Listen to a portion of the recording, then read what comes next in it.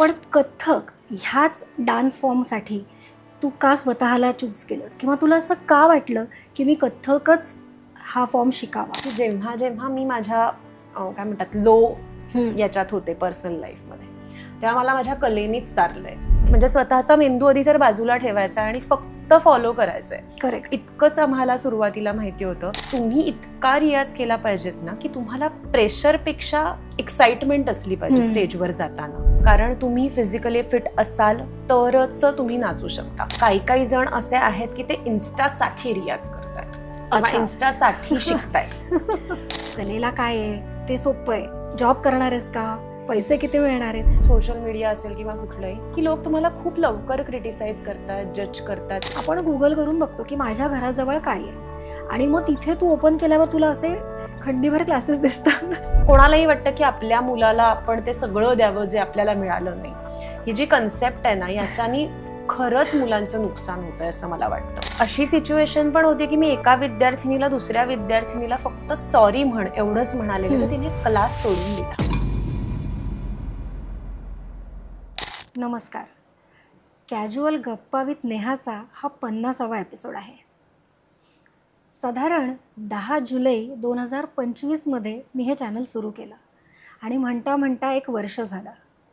ह्या वर्षभरात आपण पुस्तकं वाचली, कविता ऐकल्या, गझल्स ऐकल्या, छोट्या गोष्टी मी तुम्हाला सांगितल्या आणि हा प्रवास असाच अखंड पुढेही सुरू राहणार आहे.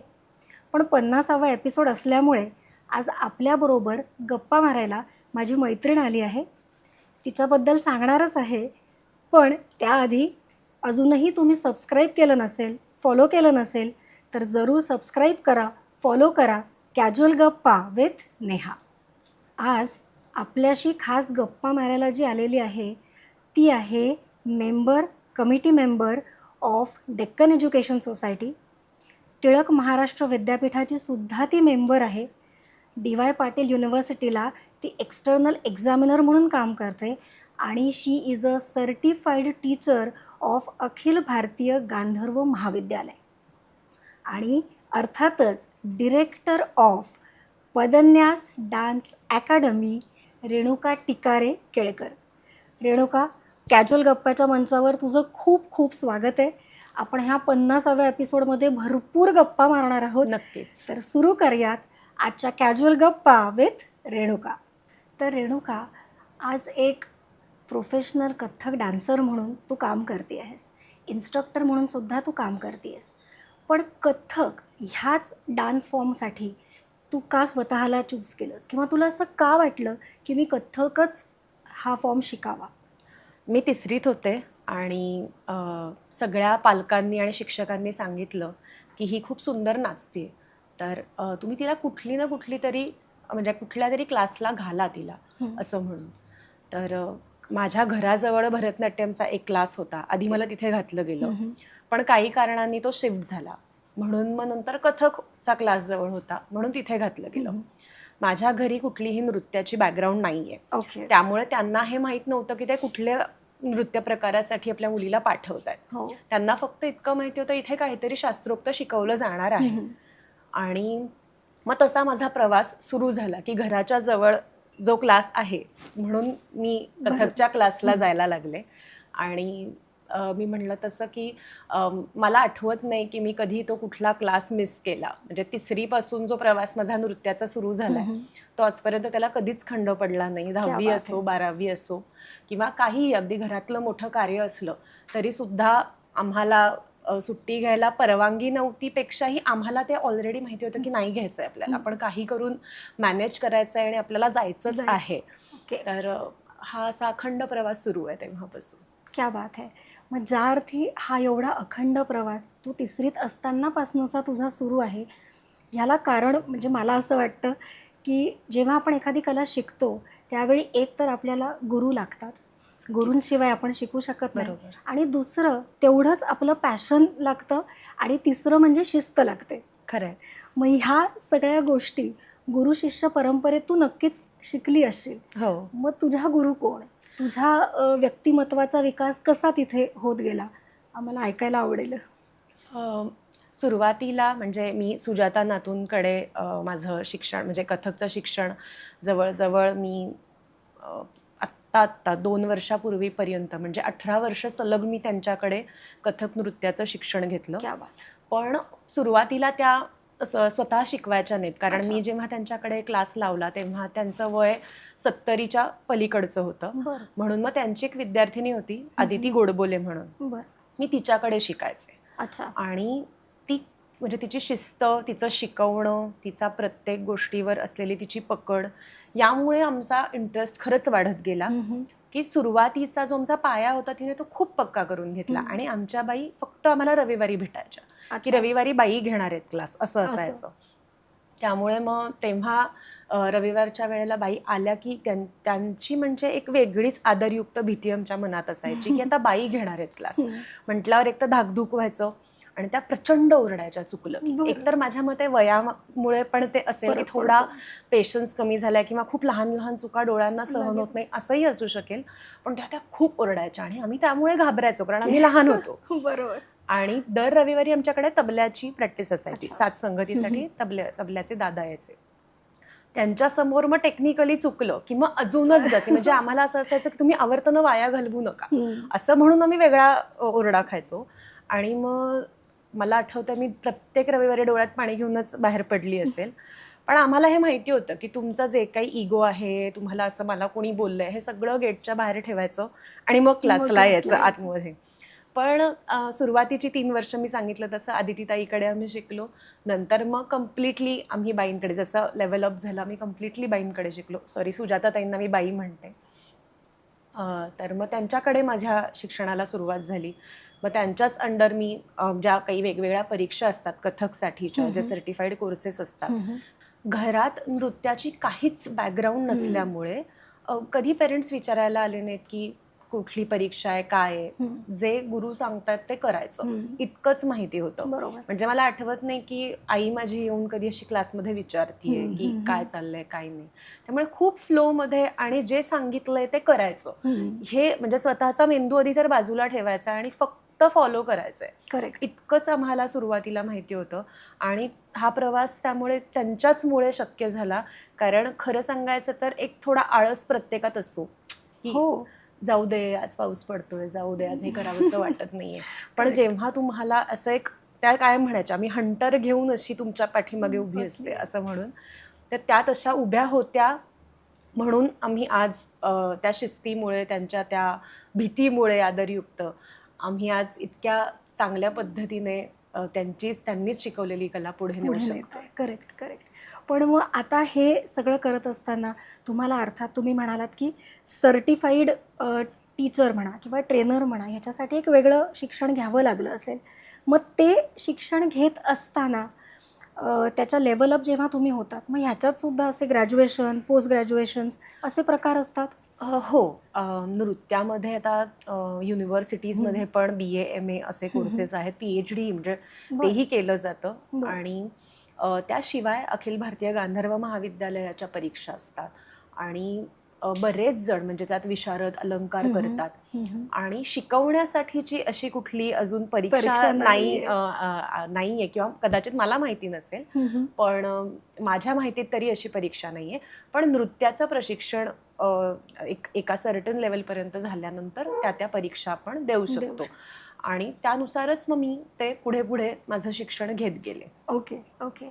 मग आता हे शिक्षण घेत असताना तुम्ही सुद्धा अनेक परफॉर्मन्सेसमध्ये पार्टिसिपेट करत असाल, म्हणजे तुमच्या ग्रुप समजा किंवा इंडिव्हिज्युअली तू सुद्धा करत असशील. बरोबर. मग हे जेव्हा करत होतीस त्यावेळी कधी स्टेज फिअर किंवा एक एन्झायटी असते, बापरे मला येईल का नाही, कारण आपण छोटे होऊ म्हणजे लहानपणापासून ते मोठे होईपर्यंत तू त्याच्यातच होतीस, अजूनही आहेस. मग ते प्रेशर अजूनही आहे, ती एन्झायटी आहे, स्टेज फिअर आहे, असं कधी अनुभवलं आहेस? याचा एक किस्सा आहे. आम्ही मास्टर्स केलं ललित कला केंद्रातनं आणि ते मी गुरु रुजुता सोमण यांच्या अंडर केलं. अच्छा. तर तेव्हा आम्ही एकदा परफॉर्मन्सला जाणार होतो आणि मी बॅकस्टेज उभी होते. तेव्हा ताईने इथं आमच्या सगळ्यांनाच सांगितलं असं म्हणून की तुम्ही इतका रियाज केला पाहिजेत ना की तुम्हाला प्रेशरपेक्षा एक्साइटमेंट असली पाहिजे स्टेजवर जाताना. आणि मला ते खूप महत्त्वाचं वाटतं की सुरुवातीला अगदी मान्य आहे की तुम्ही नवीन आहात, तुम्ही परफॉर्म करताय, लोकांसमोर जाण्याची तुम्हाला सवय नाही आहे, त्यावेळेला तुम्ही ती मनात भीती असणं खूपच नॉर्मल आहे. पण जसं तुम्ही ट्रेनिंग घेताय, as a performing artist training घेताय, तेव्हा तुम्हाला हे मनात असलंच पाहिजे की मला आता जाऊन बेस्ट करायचं आहे. पोटात थोडंसं असं एकदम एक गोळा येणार आहे जो यायलाच पाहिजे, पण ती भीती नसावी. तुमची तयारी इतकी असायला पाहिजे की मी जे करणार आहे ते उत्तम करणार आहे. या कॉन्फिडन्सनेच तुम्ही स्टेजवर कायम गेलं पाहिजे. ते चेहऱ्यावर तसंच दिसलं पाहिजे आणि ते खूप महत्त्वाचं आहे. आता मी माझ्याबद्दल सांगते की माझा हा प्रवास कसा होता. तर सुरुवातीला ॲक्च्युली मी इतकी लहान होते ना पहिल्यांदा स्टेजवर गेल्यावर की इतकं काही मला वाटलं नाही. तुम्ही बघितलं असेल की लहान मुलं जेव्हा गॅदरिंगच्या वेळेला स्टेजवर जातात तेव्हा ठराविक अशी जी मुलं असतात ना ज्यांना मजा येत असते, तसं काइंड ऑफ मी सुरुवातीला एन्जॉय केलं. नंतर जेव्हा असं कळायला लागलं, एक विद्यार्थी म्हणजे एक मॅच्युअर्ड विद्यार्थी म्हणून मी जेव्हा स्टेजवर जायला लागले, तेव्हा डेफिनेटली थोडी भीती असायची की आपण चुकणार नाही ना. एस्पेशली लाईव्ह म्युझिशियन्स असताना रेकॉर्डेडला इतकं नाही वाटायचं कारण ते ठरलेलं असायचं. करेक्ट. पण लाईव्ह म्युझिशियन्स असल्यावर एक थोडंसं वाटायचं की नाही आपली लय वाढली तर, एक मनात धाकधूक असायची. पण मला असं वाटतं की तेव्हा एक सगळ्यात प्लस पॉईंट हा होता की विद्यार्थी आहे तर ती चुकू शकते. हा एक प्लस पॉईंट होता की ठीक आहे शिकतीये अजून असं म्हणून. पण जेव्हा तुमचा एक ठराविक काळ त्या कलेमध्ये गेलेला आहे आणि लोक तुम्हाला आता ओळखतायत आणि तुमच्याही विद्यार्थिनी आता आहेत, अशा वेळेला तुम्हाला थोडंसं दडपण असतं. एक रिस्पॉन्सिबिलिटी, एक जबाबदारी म्हणून तुम्ही स्टेजवर जात असता आणि तेव्हा त्याचं दडपण थोडंसं हळूहळू येत असतं परफॉर्म करताना. बट मी प्रयत्न नक्कीच करत असते की प्रत्येक वेळी जाताना मी खूप शांत आणि खूप कॉन्फिडेंटली स्टेजवर जाईन. अगदी बरोबर आहे. आपण स्वतःवर विश्वास ठेवला तर आपोआप गोष्टी सोप्या होतात.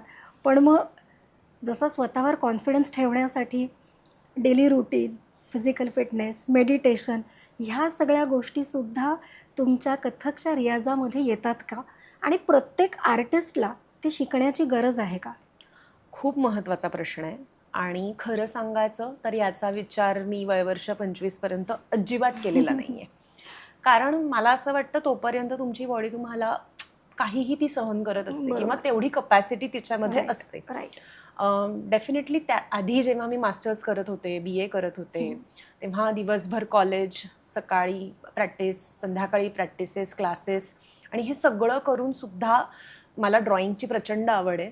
त्यामुळे रात्री ते कॉलेजेसमध्ये पोस्टर डिझायनिंग करणं, पेंटिंग करणं, स्केचिंग करणं, काही त्याला वेळ काळ नसायचा. कार्यक्रम असले तर बाहेर वाटेल तसं खाणं, वाटेल त्या वेळेला खाणं, तेही प्रचंड होतं.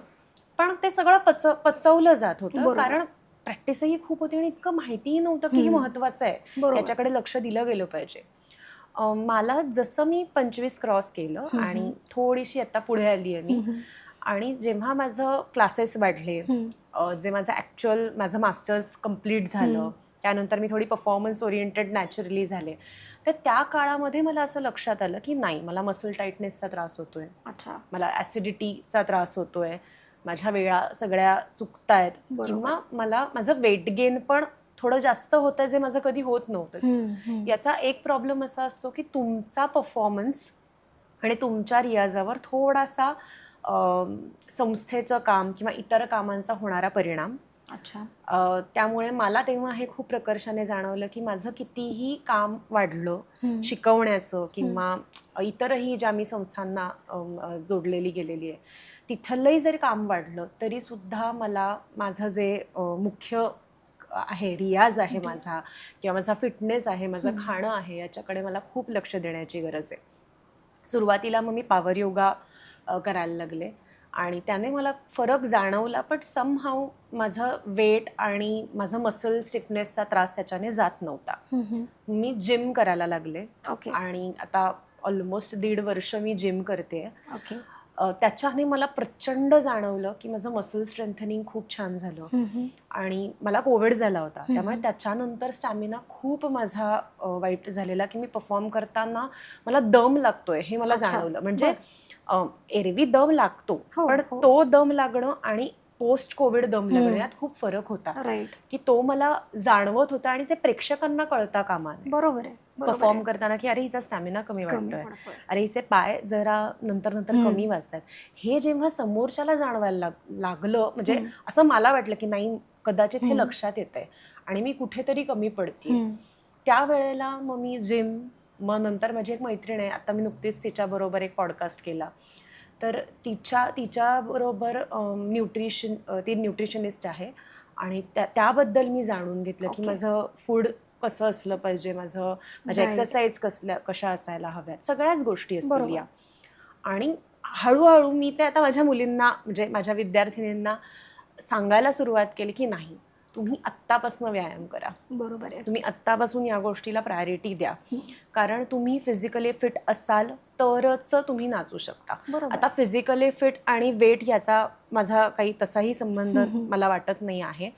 तुम्ही जर सगळ्या ॲक्टिव्हिटी किंवा तुम्ही जर छान दणदणून नाचू शकत असाल तर तुमचं वेट काही असेल तर आपल्याला काही फरक पडत नाही. बरोबर. तुमची फ्लेक्झिबिलिटी चांगली, तुमचा स्टॅमिना चांगला आहे, हे सगळ्यात महत्त्वाचं आहे. करेक्ट.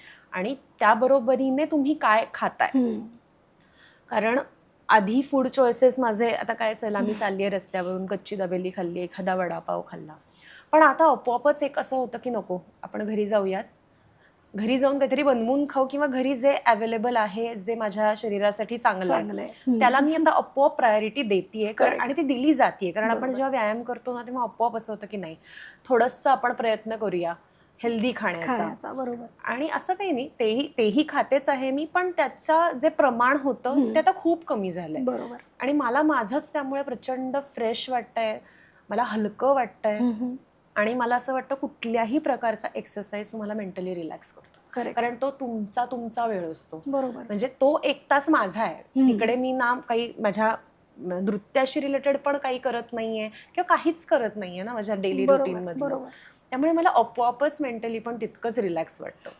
सो येस, तर माझा आता रियाज पण नव्याने सुरू झालाय आणि जिम पण छान सुरू आहे आणि फूड इंटेकच्या बाबतीत आता मी नुकतीच जरा हळूहळू ते सगळं इम्प्लिमेंट करायला सुरुवात केलेली आहे. करेक्ट. आणि त्याचा मला फायदा नक्कीच होतोय. नाईस. पण आत्ता बोलता बोलता तू म्हणालीस की ऑडियन्सशी असणारा कनेक्ट खूप महत्त्वाचा आहे. बरोबर. As you are a performer, तुम्ही सारखे स्टेजवर असता, काही ना काहीतरी तुम्हाला करायचं असतं. आणि कथ्थक हा डान्स फॉर्म असा आहे की ज्याच्यामध्ये टेक्निक बरोबर तुमचे जे काही फेशियल एक्सप्रेशन्स असतील, तुमच्या मुद्रा असतील, ते खूप महत्त्वाचं आहे. मग टेक्निक आणि फेशियल एक्सप्रेशन ह्यांचा बॅलन्स कसा करायचा, आणि ते पण असं की ह्या सगळ्यातनं तुम्ही ऑडियन्सची छान कनेक्ट झाला पाहिजेत, हे गणित कसं बांधायचं? खरं सांगायचं तर काही गोष्टी ना परफॉर्मन्स करता करता त्याप्रमाणे आपल्याला समजायलाही लागतात आणि अनुभवातनं कळायला लागतात. बरोबर. पण या बाबतीत आमच्या सगळ्या गुरूंना आम्ही फॉलो करतोच, कारण आम्ही त्यांना बघितलेलं असतं. करेक्ट. माझ्या बाई असतील किंवा माझी ताई असेल, रुजुताताई असेल, हे सगळेच जण आम्हाला कायम सांगत आलेत, किंवा माझे ललितमधले सगळे प्रोफेसर्स असतील, कायम दुसऱ्याचं जाऊन बघा. अच्छा. ते कसे चालतायत, ते कसे बोलतायत, ते कसे परफॉर्म करतायत, ते काय निवडतायत परफॉर्म करायला, त्यांची ड्रेपरी कशी आहे, तर ह्या सगळ्या लहान लहान गोष्टी आम्ही ऑब्झर्व करत आलोय. ओके. म्हणजे इतक्या लहान की आता आहार्य पण तितकंच महत्वाचं आहे की आपण काय घालतोय तेही सगळ्यात महत्वाचं आहे. तर बिंदी कशी चिकटवली गेली आहे, डान्स करताना ते हलतंय का, मेकअप कसा आहे, ते तिथून म्हणजे स्टेज वर येताना त्या जस्ट माईक पर्यंत चालत येऊन तुमच्याशी जेव्हा बोलतायत तेव्हा त्या किती अशा शांतपणे प्रेझेंटेबल बोलतायत, कारण लोक पहिल्यांदा तेव्हाच तुम्हाला बघणार आहे. राईट. तर तेही तितकंच महत्वाचं आहे. आणि म्हणूनच आम्ही प्रचंड परफॉर्मन्सेस बघितलेत. अजूनही मी प्रयत्न करते की माझ्या मैत्रिणी असतील किंवा कोणी नवीन कलाकार असतील काही चांगलं काम करणारे, त्यांच्या इथे मी जाऊन ते बघावं. नॉट नेसेसरी फक्त नृत्यविषयक, पण नाटकं पण, की काही वेगळे विषय घेऊन कोणी काही प्रस्तुत करत असेल, कारण प्रत्येक गोष्ट तुम्हाला शिकवते. ते लाईट डिझायनिंग असेल किंवा त्या व्यक्तीचा वावर असेल, त्याची बॉडी लँग्वेज असेल, कारण आमच्या इथेही अभिनय आहेच. त्यामुळे या सगळ्याच गोष्टी महत्त्वाच्या.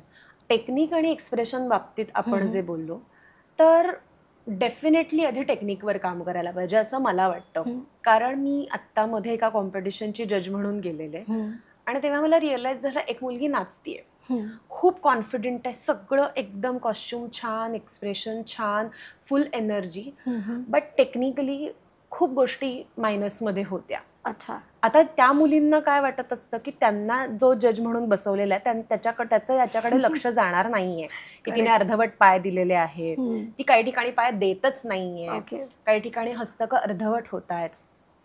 का तर माझे एक्सप्रेशन्स, मी ज्या कॉन्फिडेंटली स्टेजवर आली आहे, तर असं नसतं, कारण त्या जागी आम्हीही गेलेलो आहोत. बरोबर. त्यामुळे ते लक्षात येतं की नाही, फक्त तेवढं, म्हणजे ऑडियन्स पण तेवढा हुशार असतो, त्यांनीही 4 परफॉर्मन्सेस बघितलेले असतात आणि नाही बघितले तरी कळतं की काहीतरी मिसिंग आहे. सो टेक्निकली डेफिनेटली भरपूर काम करावं आणि मग प्रेझेंटेशनच्या दृष्टीने सायमल्टेनियसली तुम्ही एक्सप्रेशन्सवर काम केलं पाहिजे. की अगदी मी बेसिक माझ्या मुलींना क्लासमध्ये शिकवताना मी सांगते की तुम्ही वॉर्मअप करताय ना, आम्ही हस्तकांची आधी तयारी करतो, मग स्पिन्सची चक्कर जे असतात आमचे त्याची तयारी करून घेतो आणि मग नवीन शिकवतो दररोज. तेव्हा तुम्ही समोर आल्यानंतर आय लेवल बघा आणि हसा, दात न दाखवता हसा. ही आम्ही सवय त्यांना लावलेली आहे. आणि ती का लावायची की बाबा ठीक आहे बाकीचे एक्सप्रेशन्स नंतर येतील, पण ऍटलिस्ट स्माईल, तुम्ही छान हसा समोर डोळ्यात, म्हणजे अगदी ऑडियन्सला वाटलं पाहिजे ही माझ्याचकडे बघतीये. इतकं ते कनेक्टिंग. मी वर बघितलं तरी माझे एक्सप्रेशन वर जाणार आहेत, खाली बघितलं तरी जमिनीत जाणार आहेत, तर ऍटलिस्ट मी समोर बघून हसत जे काही आहे ते प्रेझेंट करेन. तर ही सुरुवात लहान मुलांसाठी ठीक आहे. नंतर मग परीक्षांमध्ये किंवा वेगवेगळ्या स्पर्धांची समजा तयारी करताना काही आम्ही नवीन सिक्वेन्स बसवले तर अभिनयामध्ये त्यांना तसंही शिकवलं जाणार आहे. बरोबर. त्यामुळे ते डेव्हलप होतं आणि ते थोडं वयानुसार डेव्हलप होत जातं, समज कारण तेवढी यायला लागते. पण टेक्निकल गोष्ट अशी आहे ना की ती तुम्ही आधीपासून चांगली तयारी त्याची करू शकता. त्यामुळे ते दोन्ही तितकंच महत्त्वाचं आहे. पण खूपदा स्टुडंट्स त्याच्यात मज्जा करतात. ह्यावरनं मला अजून एक प्रश्न तुला विचारावा असं वाटतोय की हल्ली आपण जे म्हणतो सोशल मीडिया, लोक रील्स करतात, शॉर्ट्स करतात आणि मग हे करत असताना रियाज कमी असतो वास्तविक त्यांचा किंवा प्रॅक्टिस कमी असते. मग हे आपण त्यांच्यापर्यंत कसं पोहोचवू शकतो की बाबा technique is more important than whatever you are doing, हे कसं कन्व्हे करायचं? कारण हे कन्व्हे होणंही फार महत्त्वाचं आहे. कारण 4 लोक येतात, उठतात, नाचतात आणि त्यांना वाटतं की आपले एवढे फॉलोअर्स झालेत, I am earning some money from it, म्हणजे फार भारी.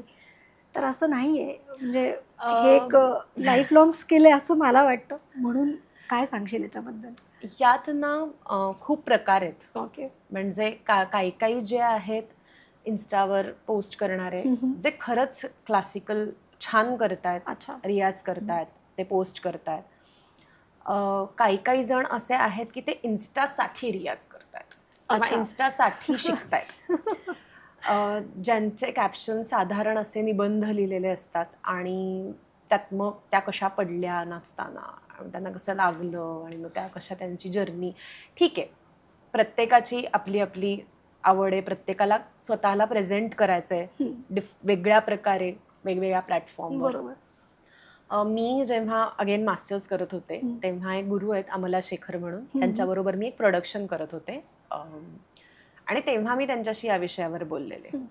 तेव्हा मी त्यांना म्हटलं की मला बघून खूप राग येतो की मी पण मेहनत करतेय, मी इतकं सगळं करतेय, माझा वेळ, म्हणजे मला वेळत नाहीये वेळ की मी काहीतरी जाऊन शूट करीन आणि मग मी त्याच्यावर इतकं काम करीन, कारण मी काहीतरी बाहेर दुसरं चांगलं काम करतेय, फक्त मी ते पोस्ट करत नाहीये किंवा खूप कमी पोस्ट करतेय आणि इतक्या कन्सिस्टंटली ऑडियन्स मला बघतोय का, लाईक करतोय का, हे सगळं चेक करत नाहीये.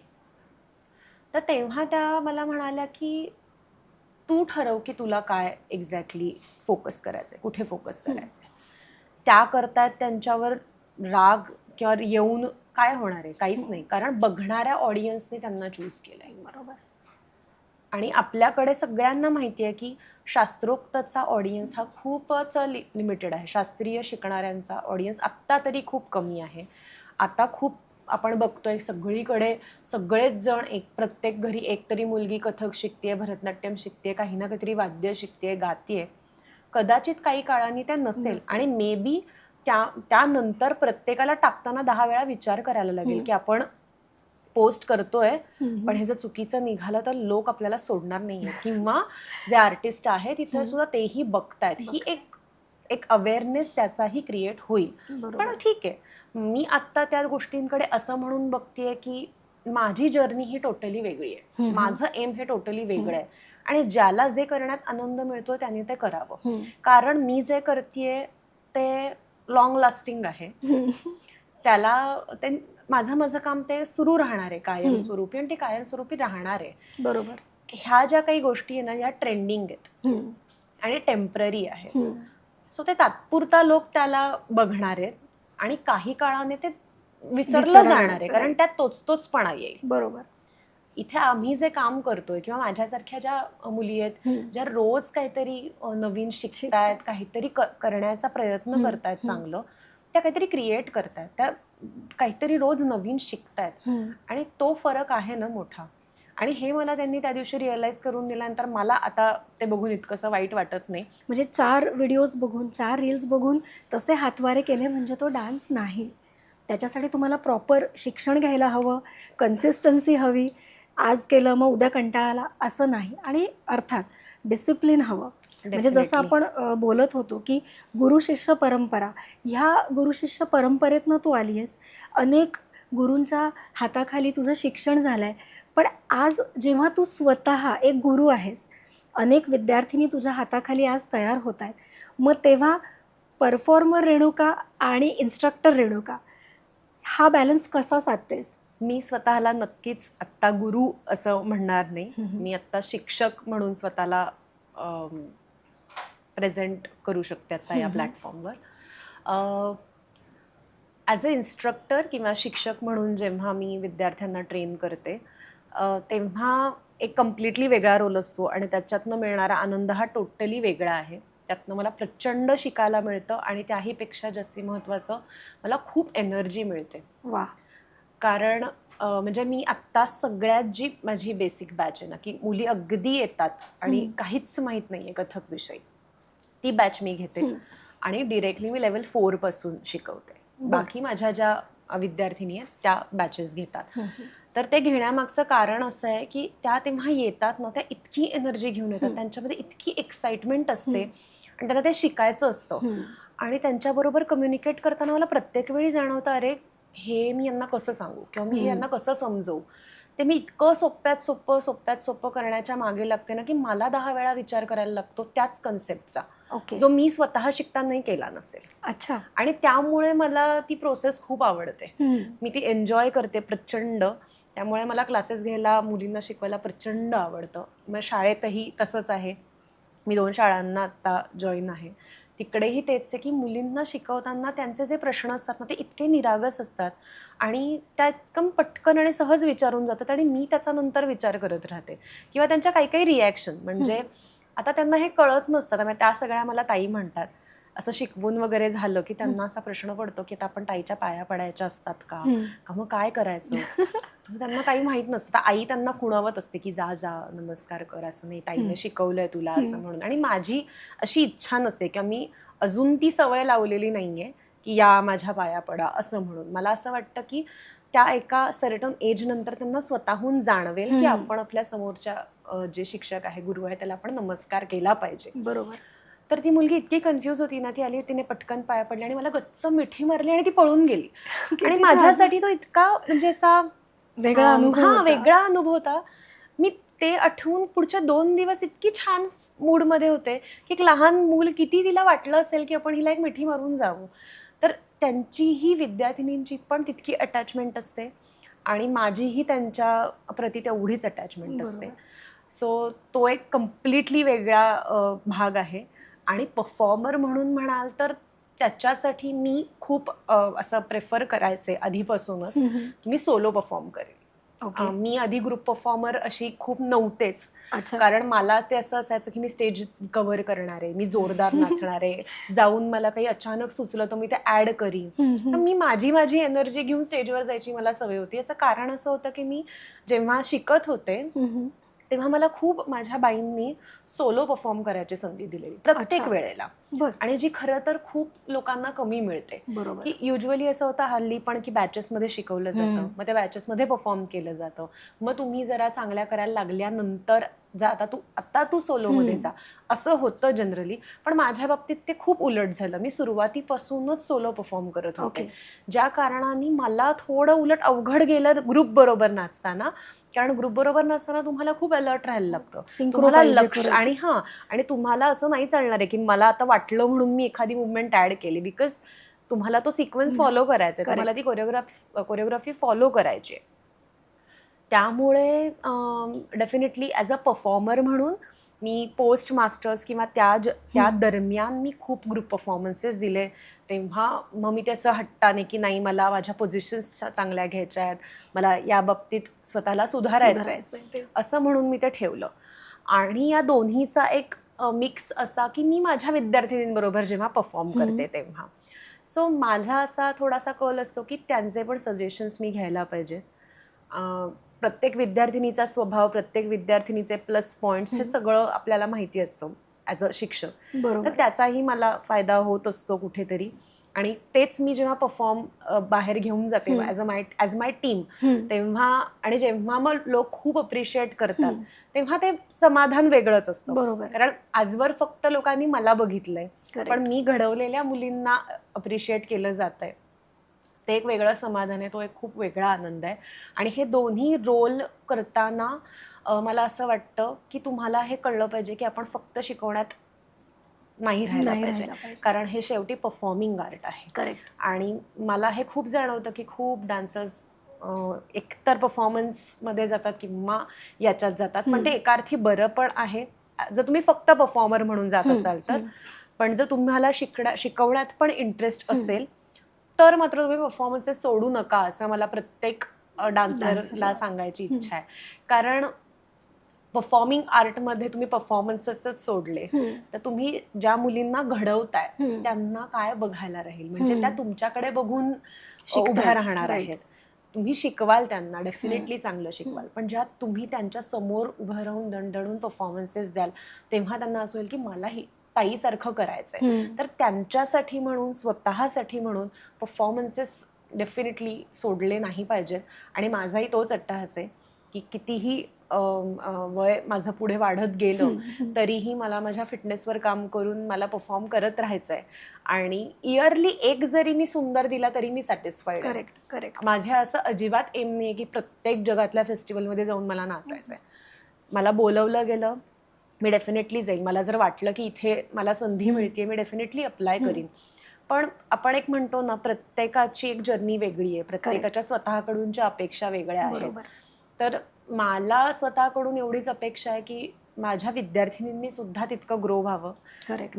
मला जितक्या आत्मीयतेने आणि इतक्या प्रेमाने शिकवलं गेलं तितक्याच परफेक्शनने आणि तितक्याच प्रेमाने मी माझ्या विद्यार्थिनींना शिकवावं. आणि त्या बरोबरीने मला जिथे जिथे लोकांसमोर वेगळ्या पद्धतीने माझ्याच नृत्यशैलीत राहून वेगळ्या प्रकारे लोकांसमोर जर जाता आलं क्रिएटिव्हली तर मला खूप आवडेल. वा, किती छान. म्हणजे अर्थात परफॉर्मिंग आर्ट असल्यामुळे ह्याच्यामध्ये क्रिएटिव्हिटी हा पण एक वेगळा ॲस्पेक्ट आहे.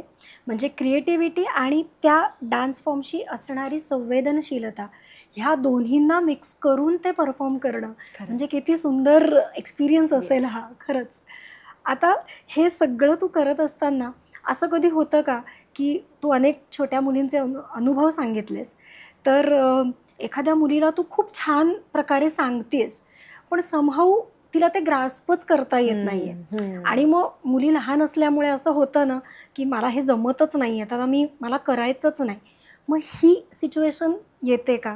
आणि मग ह्या सिच्युएशनमध्ये ॲज अ इन्स्ट्रक्टर, मार्गदर्शक, त्यांची ताई म्हणून तू त्यांना कसा कॉन्फिडन्स देतेस? यात पण थोडे प्रकार असतात विद्यार्थिनींमध्ये. अच्छा. काही मुलींना शिकण्याची खूप इच्छा असते पण त्यांना थोडं हळूहळू येत असतं किंवा जमत नसतं. काहींना त्यांचे पालक बळजबरी पाठवत असतात, त्यांना इंटरेस्ट नसतो, त्यामुळे एक प्रॉब्लेम असतो. तर जो पहिला आहे ना प्रकार, तो खूप सोपा आहे. कारण त्या मुलीचा इंटरेस्ट मी कंटिन्यू राहण्यासाठी मी काय करते की बाबा मी तिला फुटवर्क शिकवलंय, मला कळलंय की तिला समजलंय पण तिला येत नाहीये. अशा वेळेला मग मी तिला दुसरी गोष्ट शिकवते. ओके. तिला हे सांगते की आपल्याला हे करायचंच आहे, पण आत्ता तिला तेच मी जर 15-20 मिनिटं कंटिन्यू करायला लावलं आणि त्यानंतर मला दिसतंय की ती कंटाळली आहे, तर मला असं वाटतं ही माझी रिस्पॉन्सिबिलिटी आहे की सुरुवातीला तिची आवड निर्माण करणं, तिला क्लासला यावंसं वाटणं. करेक्ट. त्यामुळे मी सुरुवातीला तिच्या कलानी घेते आणि हे मी इंडिव्हिज्युअलीच घेते, मी अजिबात बॅचेसमध्ये क्लासेस घेत नाही. खूप छान वाटलं, कारण कला ही अशी 1 to 1च तुम्ही पास ऑन केली पाहिजे. मला माझ्या प्रत्येक विद्यार्थिनीचे सगळ्या मेडिकल बॅकग्राऊंड माहिती आहे, घरात कोण राहतात माहिती आहे, त्यांच्या शाळेत कसं वातावरण आहे माहिती आहे, आणि मला त्याचा खूप म्हणजे आमचं गिव्ह अँड टेक खूप म्हणजे ताई म्हणून एक वेगळं नातं आमचं निर्माण झालेलं असतं. मस्त. आणि मला वाटतं ते खूप महत्त्वाचं आहे. करेक्ट. कारण त्याशिवाय ते तुमच्यासमोर खुलेपणाने नाचूच शकत नाही. डान्स हा असा विषय आहे की जिथे तुम्ही स्वतःला बांधून मनात ठेवून नाही समोर उभे राहू शकत, आणि जितक्या त्या ओपन होतात माझ्यासमोर तितक्या त्या आनंदाने येतात, तितक्या त्या कम्फर्टेबली नाचतात. आणि माझ्याबरोबर सगळे विषय डिस्कस केले जातात मुलींचे, आणि त्या कम्फर्ट झोनमध्ये त्यांना जे येत नाही तेही ते खूप सहजपणे सांगून जातात ना. त्यांना सेल्फ डाऊट पटकन येत नाही की मला जमणार नाहीये का. ठीक आहे, ताईच आहे ना माझी. जो आपल्याला आपल्या घरी कसं असतं की एखादी गोष्ट नाही जमली पण ठीक आहे, आपल्या आई बाबा आपल्याला समजून घेतात, ते आपल्याला अजून वेगळ्या पद्धतीने सांगतात, किंवा आपल्याला माहिती असतं की काही झालं तरी आई बाबा आपल्याला आहेत कायम. तो कॉन्फिडन्स मी मुलींना क्लासमध्ये द्यायचा प्रयत्न करते की काहीही झालं तरी चालतंय, ठीक आहे, आपण करू शकतो चांगलं. आणि म्हणून मी 1 to 1 सुरुवातीला लक्ष देते. मग मी तिला मुद्दाम त्या दिवशी स्पिन्स शिकवीन एखादं, मग तिला जमलं की तिला आनंद होणार आहे की अगं ताई मला जमलं, तो कॉन्फिडन्स. आणि मग नॅचरली ते आलं की मग ती आपोआप हे पण करायला लागते. करेक्ट. तर हा एक प्रकार असतो. कधी कधी असं होतं की मी मुलींना शिकवते पण त्या विसरतात, गॅप पडल्यामुळे असतं किंवा काहीतरी मध्ये येतं, कधी आजारी पडतात, कधी काही गॅप येतो, कधी सणवार येतात. तर तेव्हा मग मला त्यांना थोडं शिस्तीने वागवावं लागतं, की तेव्हा थोडं स्ट्रिक्टली सांगावं लागतं त्यांच्या पालकांनाही आणि त्यांनाही. करेक्ट. की तुम्ही, मुलींचं असं असतं की परीक्षा आल्या आहेत ताई, मग आता मी नाही येऊ शकणार. आणि मला असं असतं आठवड्यातून 2 दिवस 1-1 तास क्लास आहे, तुम्ही 1 तास किती सहज कुठल्याही गोष्टी करण्यात घालवता, मग का तुम्ही यायचं नाही क्लासला, क्लास का मिस करायचा. हे मी त्यांना, आणि हे जनरली होतं एक 9 ते 15च्या दरम्यान. अच्छा. की आता थोडा अभ्यास वाढलाय, मग मला मार्कही चांगले पाहिजे. माझं म्हणणं तुम्ही सगळं करा, पण मग मी त्यांना समजावून सांगते की तुम्हाला टाइम मॅनेजमेंट जमलं पाहिजे. आता अभ्यास वाढणार, आता काहीच कमी होणार नाही, यापुढे मग अभ्यास वाढणार आहे, मग जॉब लागणार आहे, मग अजून पुढच्या जबाबदाऱ्या असणार आहेत, पण म्हणून तुम्ही असंच गिव्हअप करणार का. आणि मला वाटतं हे फक्त नृत्याच्या बाबतीत त्यांना, म्हणजे ते सगळ्याच बाबतीत लागू होतं, फक्त नृत्यापुरता मर्यादित नाहीच आहे. त्यांना टाइम मॅनेजमेंट जमलं तर ते ॲट अ टाइम 2 गोष्टी तितक्याच स्ट्रॉंगली करू शकतात. बरोबर. आणि मग मी हे त्यांना तेव्हापासून सांगायला सुरुवात करते. आणि मग पालक येऊन मला सांगतात ताई डान्स क्लासला यायचं म्हणून तिने आधीच अभ्यास करून ठेवला, ताई डान्स क्लासला यायचं ना तर ती सगळं आधी आवरून वगैरे ठेवते की आता मला कोणी काही बोललं नाही पाहिजे. आणि ही किती छान सवय आहे की मूल स्वतः सगळं करतंय, पालकांना सांगायला लागत नाहीये, का तर त्याला त्याची आवड जपायची. करेक्ट. आणि हे जर लाईफ लॉंग त्यांनी फॉलो केलं, नॉट नेसेसरी याचबद्दल एखादा खेळ असेल किंवा काही, तर स्ट्रेस लेवल कधी वाढणारच नाही, कारण ते कुठेतरी स्वतःला आवडतंय, स्वतःला आनंद मिळेल अशी गोष्ट करतायत. करेक्ट. त्यामुळे मला असं वाटतं जितक्या मुली माझ्याकडे किंवा कोणत्याही शिक्षक गुरुकडे जात आहेत त्यांच्या हातात किती ताकद आहे एखाद्याचं आयुष्य बदलायची. आणि ते माझ्या बाबतीत झालंय, म्हणून मला खूप इच्छा आहे की माझ्याकडे जेवढ्या येतात तेवढ्या सगळ्या मुलींनी कायम आनंदी आणि फुल एनर्जेटिक हेल्दी राहावं. आणि मी माझ्या परीने एक ताईची लाईन कधीच क्रॉस केलेली असते आणि मी त्यांना अगदी अशी म्हणजे डान्स क्लास नसून it is like second home to them, जिथे जाऊन सगळं सांगतात, मोकळ्या होतात आणि एक वेगळी एनर्जी, वेगळा कॉन्फिडन्स घेऊन घरी येतात. असं होतं ना की एक आमचा रविवारचा क्लास कायमच लांबतो. अच्छा. पण शेवटी मला त्यांना सांगायला लागतं की घरी जा, झालंय तुमचं शिकवून. तर तरी पण त्यांना बघायचं असतं की मोठ्या ताया काय करतायत, किंवा इवन मोठ्या तायांचं असं असतं की ताई थांब ना, आपण थोडा वेळ बोलून जाऊया. आणि मला असं वाटतं की एक अशी त्यांच्याकडे जागा आहे की जिथे त्या नवीन काहीतरी शिकतायत, कला जोपासतायत, आणि शिवाय त्यांचं मन मोकळं होत आहे. Correct. आजच्या काळात असं झालंय ना, सोशल मीडिया असेल किंवा कुठलंही, की लोक तुम्हाला खूप लवकर क्रिटिसाइज करतात, जज करतात. तुम्ही ट्रेंड्स फॉलो करायला हवे, तुम्ही अशा पद्धतीने जगायला हवं, तुम्हाला गाईड करणारी खूप लोक आहेत, पण तुमचं ऐकून घेणारी कोणी नाही आहेत. खरी गोष्ट आहे. आणि त्यामुळे आत्ताच्या पिढीत ते जास्त जाणवतं. कारण आधी खूप स्लो लाईफ होतं. असं आता आईबाबांचं ऐकून असं वाटतं की आधीचं लाईफ खूप स्लो होतं, आणि त्यामुळे आता सगळे पळतायत. मध्ये कॉम्पिटिशन असेल, काही असेल, तर त्या मुलींसाठी ही त्यांना शांत आणि आनंद देणारी जागा आहे. आणि मला असं वाटतं जे हॉबी म्हणून शिकायला येतात, करिअर म्हणून करायला येत नाहीये नृत्याचं, त्यांच्यासाठी हेच त्यांना अपेक्षित आहे ना, की मला नृत्य चांगलं करता यावं, पण त्यातनं मला आनंद मिळणं. म्हणजे आम्ही जेव्हा शिकतो तेव्हा नृत्याची उत्पत्ती काय किंवा कुठल्याही कलेची उत्पत्ती आनंदासाठीच तर झाली आहे ना. बरोबर आहे. मग ते मूळ विसरून कसं चालेल. खरंय. म्हणजे आनंद, त्यातनं येणारं सॅटिस्फॅक्शन हे खूप जास्त म्हणजे महत्वाचं आहे. खूपच. आणि आता तू हे सगळं सांगत असताना आपण म्हणतोय की खरंच मुलांच्या आयुष्यात कुठलेही शिक्षक असू देत, कुठलीही कला असू देत, त्यात खूप महत्त्वाचा रोल ते प्ले करतात. मग हा महत्त्वाचा रोल ते प्ले करत असताना जसं सगळंच ग्रो होतंय, एक्सपोजर जसं मिळतंय, तसं गल्लीबोळात सुद्धा अनेक क्लासेस तयार झालेत. मग त्यातल्या अनेकांना कदाचित एखादीच लेवल येत असेल, 2च लेवल येत असतील, 4च लेवल येत असतील, पण त्यांच्याकडे ते टेक्निक डेव्हलप झालेलं नसतं. मग जेव्हा पालकांना आपल्या मुलाची एक आवड लक्षात येते, मग त्यांनी क्लासेस चूज कसे करायचे?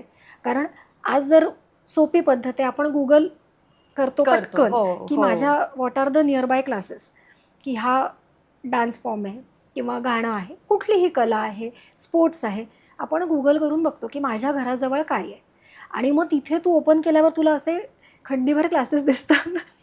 मग त्यातले जेन्युइन कसं आपण चूज करणार? पुण्यात बघायला गेलं तर ही परिस्थिती तशी खूप बरी आहे. ओके. कारण आपल्या पुण्यात जे कोणी सगळे गुरु आहेत त्यांनी खूप काम केलं आहे, प्रचंड काम केलेलं आहे.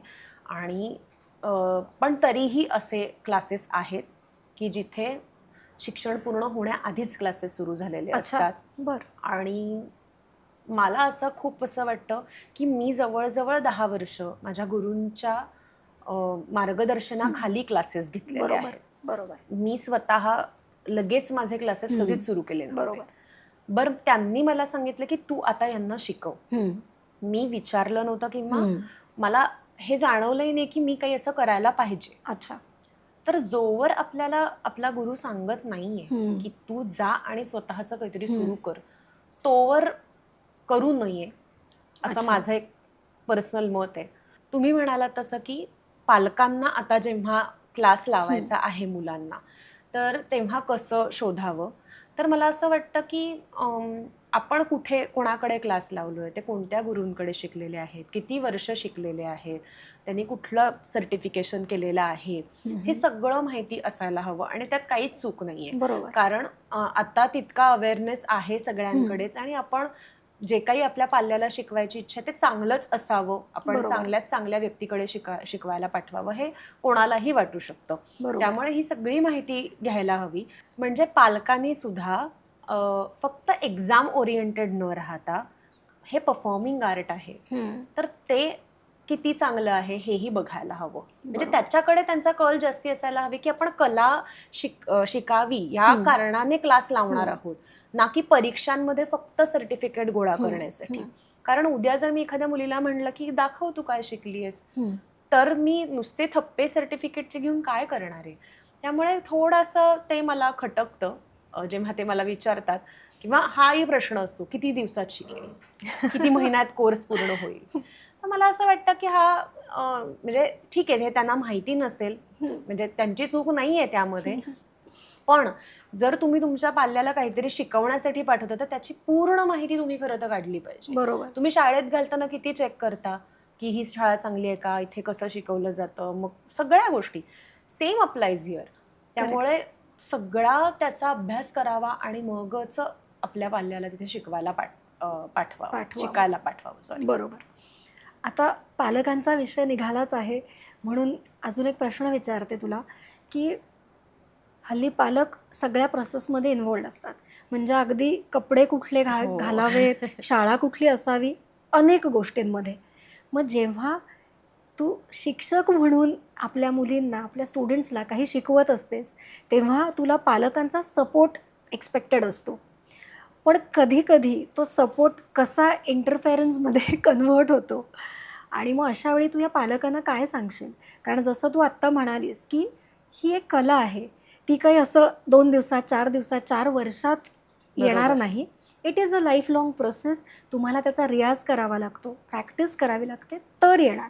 मग हे जर म्हणजे ह्या माध्यमातून तुला सांगायचं असेल पालकांना, की सपोर्ट करा, पण इंटरफेअर करू नका. मुलांना त्यांचं ब्लूम होऊ दे. तर हे कसं सांगशील? पालकांना सांगण्याचं म्हणजे आता कसं आहे की मी अजून स्वतः त्या रोलमध्ये नाही आहे आणि दुसरं आत्ताच्या पालकांना किंवा आधीच्याही असेल की कोणालाही वाटतं की आपल्या मुलाला आपण ते सगळं द्यावं जे आपल्याला मिळालं नाही. ही जी कन्सेप्ट आहे ना, याच्यानी खरंच मुलांचं नुकसान होतं आहे असं मला वाटतं. अगदी अगदी कारण बरोबर आहे त्यांना हे. कष्टाची सवय नाही आहे, त्यांना ओरडणं ऐकायची सवय नाही आहे, त्यांना नाही ऐकायची सवय नाही आहे. म्हणजे मुलींना असं किंवा मुलांना जे कोणी माझ्याकडे शिकतात त्यांना असं वाटतंय की मी खूप स्पेशल आहे. हं. ठीक आहे, तुम्ही तुमच्या मुलावर मुलीवर प्रेम करताय, तुम्ही त्यांना जाणवून देताय की तू किती खास आहेस आमच्यासाठी, किती महत्त्वाची आहेस. पण त्यांना हेही कळू दे की त्यांच्याकडून चूक होऊ शकते करेक्ट. आणि त्यांना त्याच्यासाठी कोणीतरी ओरडू शकतो. आणि तुला एखादी गोष्ट नाही आली म्हणून तू कुठेही कमी पडणार नाहीयेस. की नाही एखादं असं असू शकतं जगात काहीतरी जे तुला जमणार नाहीये. करेक्ट. हे मुलींना समजतच नाही. आणि ते त्यांना त्या इतक्या कधी कधी निगेटिव्हली घेतात ती गोष्ट. त्यामुळे मला त्यांना ओरडायचं म्हणजे किंवा काय ओरडायचं, कशा पद्धतीने ओरडायचं याचा विचार करून मग ओरडायला लागतं. तर त्या बाबतीत खरं सांगायचं तर काही काही पालक आहेत जे स्पष्ट सांगतात तू हवं ते कर, हवं ते ओरड, आम्ही तुला काही म्हणणार नाही. तर बऱ्याचदा काय होतं ना की पालक येऊन इतरांच्या कंप्लेंट्स मला सांगतात आणि मला असं होतं की जर मी क्लासमध्ये इतकी कम्युनिकेट करते प्रत्येक मुलीशी 1 to 1 जर बोलतीये तर पालकांना काय यावं लागतंय, मुलं हे घरी जाऊन का सांगतात. तर कुठेतरी असं होतं की या मुलींना ओपन अप व्हायला एक तर थोडा वेळ लागतो आणि पालकांनी त्यांना इतकं पॅम्पर करून ठेवलंय की काही बाबतीत मला असं वाटतं त्या त्यांच्या अनुभवातनं त्यांना शिकायला जागाच ठेवलेली गेलेली अच्छा. नाहीये. तर मी माझ्या बाजूनी प्रयत्न करत असते की थोडं त्या मुलींना पण काय म्हणतात ती स्पेस मिळावी, त्या तितक्या ओपन अप व्हाव्यात, त्यांनी स्वतःहून सांगावं आईबाबांना तुम्ही नका येऊ, मी माझी जात जाईल, किंवा लहान लहान गोष्टी आहेत. बरोबर. तर मग ह्या सगळ्याचा म्हणजे प्रयत्नच मी करू शकते कारण काही बाबतीत मी तितकं पण माझी लाईन क्रॉस करू शकत नाही. बरोबर आहे. काही लिमिटेशन्स असतात.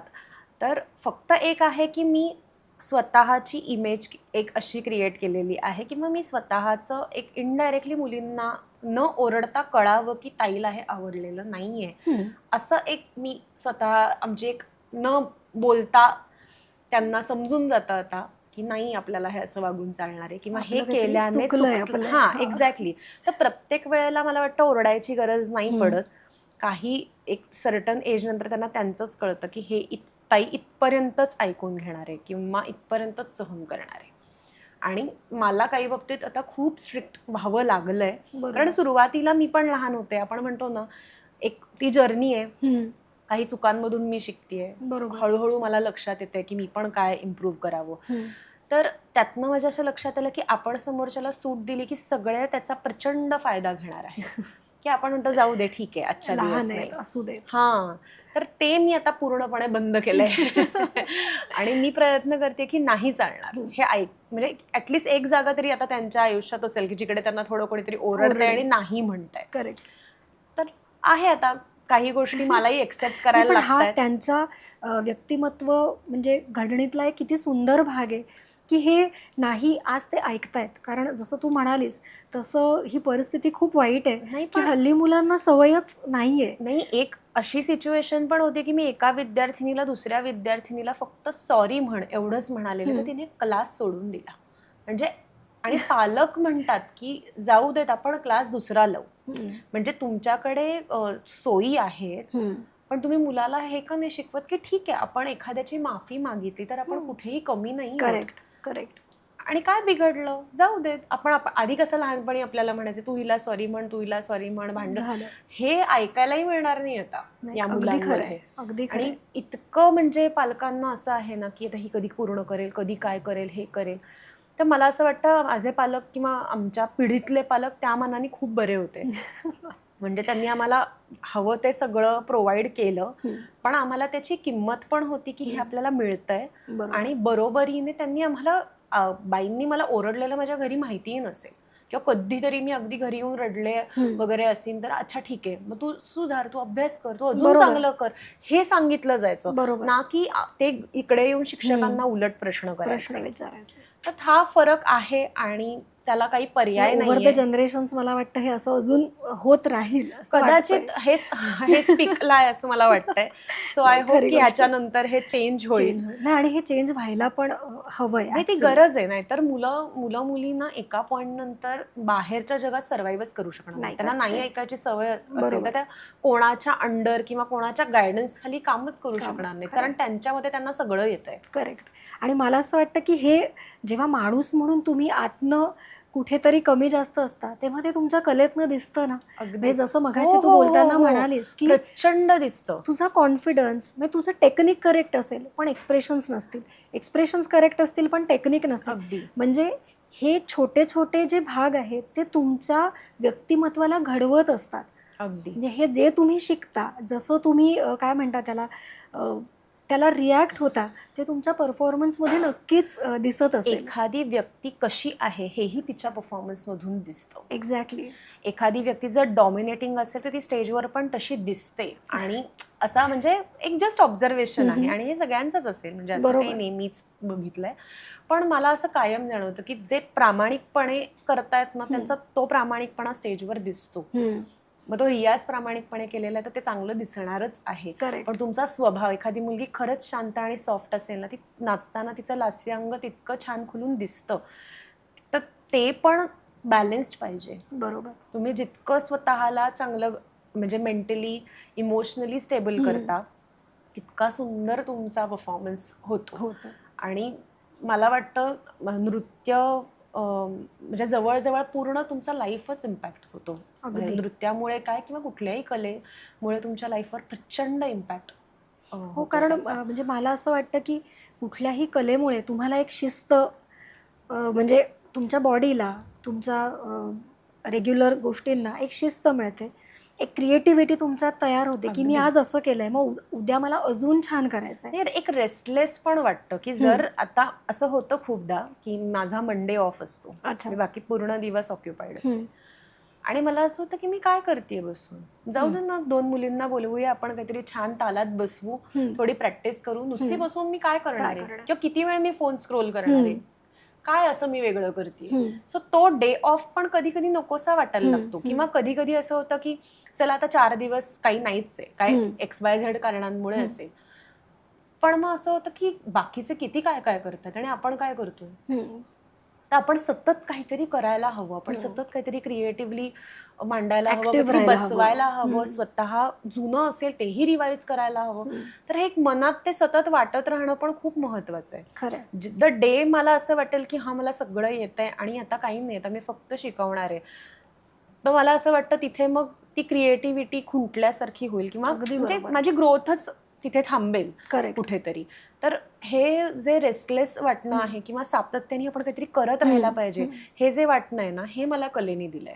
अगदी बरोबर आहे. आणि मे बी तू ज्या गुरु शिष्य परंपरेतनं आली आहेस त्या परंपरेने तुला हे भरभरून दिलंय. खरं सांगायचं तर म्हणजे आता गुरु शिष्य परंपरा म्हणजे काय होतं की गुरुगृही राहून खरं तर शिकणं आणि गुरु जे सांगेल त्याचं पालन करणं. अगदी बरोबर. तर खरं सांगायचं तर आम्ही अगदी राहिलो असं नाही, पण आम्ही खूप वेळ घालवला, नृत्याशिवाय पण खूप वेळ घालवला. आणि त्याचा काही गोष्टी तेव्हा नाही कळाल्या, त्या काय म्हणतायत किंवा काय कॉन्टेक्स्टने म्हणतायत. अच्छा. आता त्या नाही आहेत, त्या 2 वर्षापूर्वी गेल्या. अच्छा. तर आता काही गोष्टी त्या जेव्हा मी त्या प्रोसेसमधनं जात असते ना, तेव्हा मला क्लिक होतं की अच्छा, बाईंना हे म्हणायचं होतं. आणि ते मला वाटतं की खूप महत्त्वाचं आहे की जेव्हा तुम्ही करिअर म्हणून पेक्षा तुम्हाला गुरु शिष्य परंपरेत जर एखादी कला शिकायची आहे ना, तर फक्त नृत्य आणि रियाज नाही, तर त्याबरोबरीने वाचन, त्याबरोबरीने त्यांचे विचार, बरोबर. त्यांची जीवनशैली किंवा ते काय प्रकारे वागतायत, बोलतायत, विचार करतायत, ह्या सगळ्या गोष्टींचा तुमच्यावर इम्पॅक्ट होतो आणि ते तुम्हाला सतत इनडायरेक्टली गाईड करत असतात. करेक्ट. आणि मला हे माझं खूप चांगलं नशीब आहे की त्यांच्या समोर माझं बऱ्यापैकी शिक्षणाचे जे टप्पे आहेत ते पार पडले आणि त्यांनी मला एक खूप चांगली परफॉर्मर म्हणून पाहिलं त्या असताना. याचं मला खूप सॅटिस्फॅक्शन आहे आणि मी त्यांच्याबरोबर जो वेळ घालवला तो मला आयुष्यभर पुरणार आहे. आणि हे जे आहे ना, हे खूप महत्वाचं आहे मला असं वाटतं गुरु शिष्य परंपरेच्या बाबतीत. आपण म्हटलं तर की फक्त तेवढा वेळ नाही, त्याशिवाय पण विचारांची देवाणघेवाण राहायला हवी. हे तुम्ही त्या कलेला वाहून घेतलं पाहिजे, त्या विचारांना वाहून घेतलं पाहिजे आणि त्याच्यासाठी लागणाऱ्या ज्या काही गोष्टी आहेत, म्हणजे जसं तू म्हणालीस वाचन असेल किंवा एखाद्या मोठ्या गुरूंचं वेगवेगळे व्हिडिओज, म्हणजे जसं आपण यूट्यूबला वगैरे अवेलेबल आहे, तर तुम्ही ते बघा, त्यातनं शिका. म्हणजे तुमचं लर्निंग कायम जर सुरू राहिलं तर म्हणजे ह्याच्यापेक्षा दुसरी चांगली गोष्ट कुठली नाही. खरंय. आता हे सगळं आपण बोलत असताना मला समहाऊ असं वाटतं की जेव्हा करिअर म्हणून एखादा व्यक्ती एखादी कला निवडतं, म्हणजे मग ती कला, म्हणजे जसं तुझा कथ्थक आहे, कदाचित गाणं असेल किंवा वादन असेल, अशा कुठल्याही कला जेव्हा एखादा व्यक्ती ॲज अ करिअर म्हणून चूज करतं तर त्याच्यामध्ये खूप हर्डल्स येतात. कारण म्हणजे समहाऊ आपल्याकडे अजूनही अशी समजूत आहे की कलेला काय आहे, ते सोपं आहे, पण जॉब करणार आहेस का, पैसे किती मिळणार आहेत, म्हणजे कुठेतरी आर्थिकतेचं गणित हे तुमच्या कलेशी म्हणजे निगडीत आहे किंवा लोक जोडतात ते. मग हे तू कसं बघतेस ह्या सगळ्याकडे? मला असं वाटतं की जर एखाद्या कलाकाराने डेडिकेटेडली एक IT जॉबप्रमाणे दिवसातले 8 तास जर त्या कलेला दिले तर त्याला कुठल्याही प्रकारची कमी भासणार नाही. ॲटलिस्ट मुंबई पुण्याच्या बाबतीत मी हे बोलते. ॲब्सोल्युटली. कारण इथे प्रचंड संधी आहेत. इतकं काम आहे ना, जर तुम्ही ठरवलं तर तुम्ही ते करू शकता आणि त्यातनं प्रचंड कमवू शकता. आता कसं आहे ना, जे कलाकार म्हणतात की ज्यांचं सर्वाईव्ह होऊ शकत नाही, आधी हे बघायला लागेल ते कुठल्या भागातून येत आहेत. कारण अजूनही पुण्याबाहेर, मुंबई बाहेर मे बी तितकं नाही अजून अवेलेबल त्यांच्यासाठी. त्यांना इथे यावं लागतंय. बरोबर. म्हणजे शिकवणारे भरपूर असतील पण तितक्या संधी उपलब्ध नाहीयेत.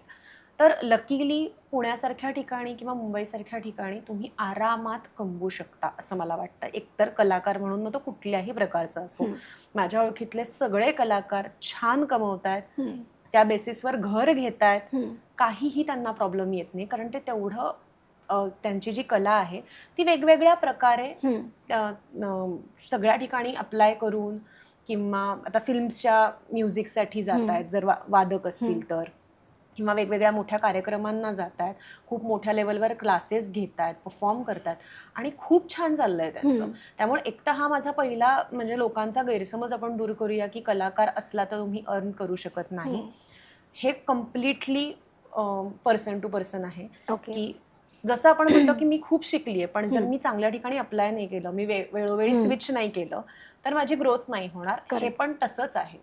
तुम्ही जर रियाजात नाही राहिलात, तुम्ही जर छान प्रॅक्टिसमध्ये नाही राहिलात, तुम्हाला नाही बोलवणार लोक. तुम्हाला 4 ठिकाणी जावं लागेल, तुम्हाला स्वतःला प्रेझेंट करावं लागेल, सतत प्रूव्ह करावं लागेल ॲज अन आर्टिस्ट. करेक्ट. त्यामुळे हे शक्य आहे. दुसरं असं की लोकांमध्ये हा गैरसमज खूप आहे की कलाकार हा खूप फ्री असतो. म्हणजे नॉट नेसेसरी की आम्ही 24 तास नाचतोय किंवा 8-8 तास नाचतोय.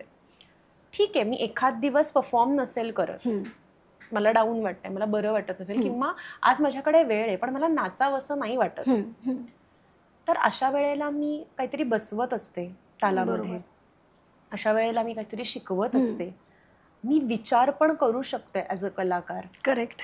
आपल्या इथे असं आहे की जोपर्यंत एखादी व्यक्ती घरातून बाहेर पडून ऑफिससारखी जात नाही, रोज तेवढ्याच तासासाठी बाहेर किंवा रेग्युलर तिचे आवर्स नसतील काम करायचे, तर ती काम करत नाहीये असं एक गृहीत धरलं जातं. आणि तिला सिरियसली पण घेतलं जात नाही. नाही. मग ते आणि मग तर काय होतं की कुठलीही जबाबदारी असेल किंवा कुठलंही काम असेल तर ते इनडायरेक्टली कधी कधी मध्ये सांगितलं जातं की हा ठीक आहे, ही घेऊ शकते सुट्टी, हा ठीक आहे, ही टेकन फॉर मॅनेज करू ग्रांटेड शकते. येतं हा, तिथे. आणि हे मी माझ्या बाबतीत असं नाही सांगते, पण मी हे माझ्या आजूबाजूच्या सगळ्या ज्या कलाकार आहेत त्यांचं मी बघते की त्यांना असं होतं की आम्हाला आता हे करून मग करावं लागेल, बिकॉज सगळ्यांनी त्यांना ते पकडलं की ही करू शकते, ही मॅनेज करू शकते, कारण आमच्या वर आम्हाला कोणी कंट्रोल करणारं नाहीये. पण हे काम इतकं अवघड आहे ना खरं तर, कारण जो व्यक्ती जॉबला जाऊन 8 तास काम करतो त्याला माहिती आहे की त्याला महिना अखेरीला किंवा 1 तारखेला त्यांचा पगार होणार आहे. करेक्ट. त्यांना भविष्यात पण काही ना काहीतरी फायनान्शियल सिक्युरिटी आहे, जी ॲज अ कलाकार आम्हाला नसते. त्यामुळे आम्हाला उलट जास्त सेव्हिंग आणि खूप गोष्टी करायला लागतात, अगदी ज्या बरोबर आहे. आता नॅचरली एज्युकेटेड लोक आहोत, नॅचरली म्हणून ते शक्य आहे. आधीच्या कलाकारांना कदाचित समजा त्यांचं शिक्षण थोडं कमी असेल आणि त्यांनी त्यांच्या कलेला जास्त वेळ दिला असेल तर कदाचित या गोष्टींविषयी ते अवेअर नसतील, असंही असू शकतं, किंवा त्यांना तेवढ्या संधी पण मिळाल्या नसतील. हा, आता कसं सोशल मीडियामुळे खूप लवकर समजतं की इथे कॉम्पिटिशन आहे, इथे परफॉर्मन्स करू शकतो, बरोबर. किंवा सगळ्याच गोष्टी खूप लवकर आपल्या समोर येतात. बरोबर. त्या काळात कदाचित तितकं त्यांच्यापर्यंत पोहोचलं गेलं नसेल, किंवा खूप साऱ्या ह्या स्कॉलरशिप्स आहेत आता कलाकारांसाठी. तर आणि कितीतरी शाळांमध्ये आपल्या न्यू एज्युकेशन सिस्टीममुळे सगळ्या प्रकारचं वाद्य शिकवणं असेल, नृत्य शिकवणं असेल, सगळीकडे आहे आणि छान पगार आहेत त्यांना. करेक्ट. आरामात घर चालू शकेल असं आहे. त्यामुळे ना फायनान्शियली प्रॉब्लेम आहे, फक्त थोडीशी मेंटॅलिटी बदलण्याची गरज आहे, किंवा एक कलाकार म्हणून हा ठीक आहे म्हणजे असं असतं. पण लकीली माझ्या बाबतीत तेही चांगलं आहे. लोक मला फोन केल्यावर आधी विचारतात तू बिझी असतेस खूप, पण 1-2 मिनिट बोलू का, आणि मला इतका आनंद होतो ना त्याचा की लोकांना हे कळतंय की मी सतत काम करते. का, कारण मी ते केल्यावर दाखवतेय, मला ते दाखवावं लागतंय. करेक्ट. आणि मला असं वाटतं हे थोडे दिवस तरी सगळ्या कलाकारांना करायला लागणार आहे, कारण अजून जोपर्यंत लोकांना समजत नाहीये ना तोपर्यंत येस आम्ही कलाकार म्हणून स्वतःची ग्रोथ होते हे दाखवणं तर आम्हाला एनिवे करायलाच लागतंय. बरोबर. जसं आपण एक म्हणतो ना की ब्रँड एस्टॅब्लिश करतो, किंवा कंपनीमध्ये काम करणारी लोक जसं अप्रायझल झाले की परफॉर्मन्स दाखवतात, तशाच प्रकारे इथे आम्ही वेगळ्या पद्धतीने स्वतःला प्रेझेंट करतोय सतत की आम्ही हे करतोय, आम्ही ते करतोय असं म्हणून. तर तसंच ते सगळ्यांना समजावं की नाही, ह्याचं कामाचं स्वरूप वेगळं आहे, पण तेही काम आहे आणि तेवढेच कष्ट आहेत, रादर त्याला जास्त कष्ट कष्ट आहेत. आहेत. कारण बसून तुम्ही 8 तास काम करताय, आम्ही नाचून विचार पण तितकाच होतोय, क्रिएटिव्ह काहीतरी गोष्ट सतत करायची आहे, तुम्हाला एक सेट नाहीये कामाचा, आणि तुम्हाला प्रेझेंटेबल पण राहायचंय. एक्झॅक्टली. म्हणजे त्याच्यात उलट म्हणजे आता आपण हे बोलतोच आहोत, तर मला असं वाटतंय की जॉब अर्थात कुठलंही क्षेत्र असू देत अवघडच आहे. त्याच्यात तुम्हाला हार्डशिप आली, कन्सिस्टन्सी आली, शिस्त आली, सगळं आलं. पण जेव्हा तुम्ही एखादा कलाकार म्हणून उभं राहता तेव्हा तुम्हाला असं नाही, तुम्हाला खूप जास्त असं बघावं लागतं. एक्झॅक्टली. कारण म्हणजे समाजाने खरंच हा दृष्टिकोन कलाकारांकडे बघण्याचा बदलला पाहिजे की त्याला काय आहे, तो तर फ्री आहे, तो करेल. नाही, आणि असं वाटतं की फक्त डान्स आहे ना तर तोच म्हणजे ठीक आहे, हा ही कथक करते, ओके, त्याला त्याच्या बरोबरीने येणारे जे काही वाचन असतं किंवा त्यालाही अभ्यास लागतो, हेही लोकांना माहिती नाहीये. आणि खरंच बऱ्यापैकी अभ्यास असतो. आम्हीही पेपर लिहिलेले आहेत आणि मगच मास्टर्स पास झालेलो आहोत. बरोबर. नुसत्या परफॉर्मन्स ओरिएंटेड नसतं हे सगळं. त्यामुळे आता जसे जसे लोकांना लक्षात येतं तसा तसा त्यांचा दृष्टिकोन बदलतोय. आणि माझ्या बाबतीत तर डेफिनेटली मला खूप चांगले एक्सपिरियन्सेस येतात. अगदी सगळेजण खूपच कलेकडे खूप रिस्पेक्टफुली बघतात सुद्धा आणि अप्रिशिएट पण तितकंच करतात. म्हणजे अगदी एखाद्या फॅमिली फंक्शनमध्ये गेलं तरी ते की हां आम्ही तुझं काम बघतो, आम्हाला आवडतं, इतकं म्हटलं तरी किती किती छान महत्वाची गोष्ट वाटतं, आहे ना, खरंय. की आपण करतो त्याला अप्रिशिएट केलं केलं गेलं जातंय. तरच त्या कलाकाराला पुढे काहीतरी काम करावंसंही मोटिवेट वाटतं. होता तुम्ही एक्झॅक्टली. एखादं काम करायला. हो. आणि इट इज म्हणजे जसं मघाशी पण आपण म्हणालो की हे एका प्रकारचं काम आहे, तर ते अप्रिशिएट व्हायला पाहिजे, त्याला रिस्पेक्ट मिळायला पाहिजे. आणि असं नको व्हायला की ठीक आहे ना, कलाकारच आहे मग आणि काय. काही काहींची अपेक्षा असते की फुकट करावं. हो. हे तर प्रचंड जास्त आहे. म्हणजे आपण आजच्या जगात कुठलंच काम फुकट होत नाही. बरोबर. तर मग तुम्ही असं कसं एक्सपेक्ट करू शकता की आम्ही एखादा प्रोजेक्ट तुमच्यासाठी फुकट करू. तर हा पण अप्रोच खूप बदलण्याची गरज आहे. गरज आहे. कारण तुम्हाला संधी देतोय, पण त्या संधी आमचे बिल्स नाही भरणार आहेत. हे थोडंसं म्हणजे लक्षात कधी घेतलं कधी पाहिजे. एखादं काम काय म्हणतात त्याला, जसं तू आत्ता म्हणाली संधी म्हणून इन्व्हेस्टमेंट असू शकतं, पण त्या बरोबरीने येणारा जो तामझाम आहे त्याच्यासाठी you have to pay. Exactly. आणि कलेला तुम्ही म्हणजे आणि ज्यावेळी आमचा तुम्ही परफॉर्मन्स 5 मिनिटाचा असला ना तरी आम्ही 2 तास आधी मेकअप करतोय. Right. त्याच्यासाठी 4-4 दिवस प्रॅक्टिसेस करतोय. आम्ही तिथून ट्रॅव्हल करून तुमच्याकडे येतोय. आमचा वेळ किती जातोय, आमची मेहनत आहे त्यामागे. आणि Correct. हे आम्हाला सांगावं लागतंय. नाही, हेच तुम्ही कुठल्याही प्रोफेशनमध्ये उचलून बघा, हे सांगायला नाही लागत. लोक आधी विचारतात. आणि मी म्हणलं तसं की त्यामुळे तुम्हाला म्हणजे हे कलाकाराचं काम आहे खरं तर, की जेव्हा तुम्हाला कोणीही फुकट सांगतंय तेव्हा तुम्ही स्पष्टपणे सांगा की आम्ही फुकट करत नाही. अगदी बरोबर आणि आहे. मला हेही आवडत नाही, बरेच कलाकार त्यांचे अॅन्युअल शोज असतात त्यांच्या विद्यार्थ्यांचे, तेही फुकट ठेवतात. का तर ठीक आहे, जाऊ दे आपला अॅन्युअल शो, आणि मुलींकडूनच पैसे घेतात. मला असं होतं की जी व्यक्ती परफॉर्म करणार आहे, जिने ऑलरेडी मेहनत घेतली, तिच्या कॉस्ट्युमवर खर्च झाला, ऑलरेडी तिने बरंच केलंय तिच्या बाजूने, तिनेच परफॉर्म करायचे, पुन्हा पैसे द्यायचे. त्यापेक्षा आपण ऑडियन्सला सवय लावूया ना, हो. की तुम्ही पे करा. तुम्ही पिक्चरला जाताना पे करता की नाही, साधं पॉपकॉर्न बाहेरचं घेता की नाही.